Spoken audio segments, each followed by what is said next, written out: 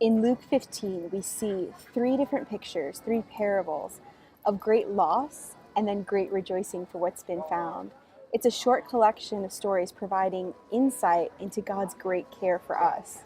The first one is the parable of the lost sheep, and it shows us how Jesus pursues and then rejoices.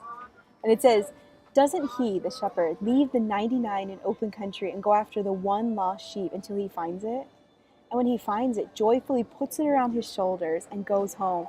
Then he calls his friends and neighbors and says, 'Rejoice with me, I have found my lost sheep.'" Jesus pursues us even when we're a long way off, and yet when he finds us, there's great rejoicing. And then the second parable shows us about how Jesus searches for us carefully and rejoices. Look at God's greatness to go out and look for what has been lost. Verse 8, it says, "Or suppose a woman had 10 silver coins and loses one. Doesn't she light a lamp, sweep the house, and search carefully until she finds it? And when she finds it, she calls her friends and neighbors together and says, 'Rejoice with me.'" Jesus pursues, Jesus searches, and he rejoices when it is found. The third one I want to highlight is that Jesus watches. The story of the lost son or the prodigal son is pretty well known. And I just want to highlight one aspect of it, that while this son has gone off for reckless and wild living, he's wasted, squandered, completely lived up the party lifestyle with his dad's money.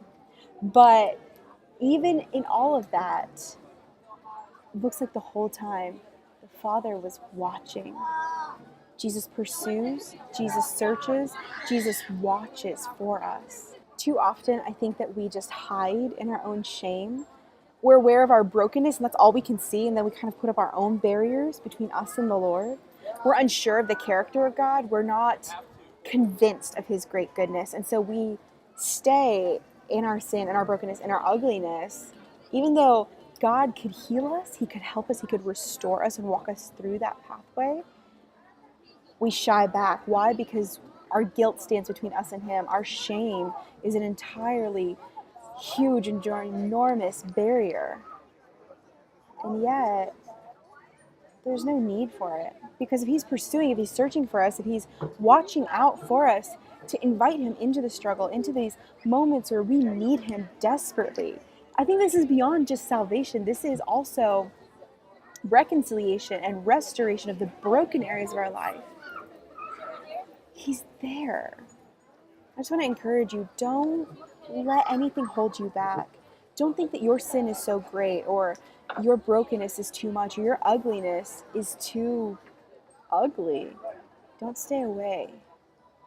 He pursues, he searches, he watches.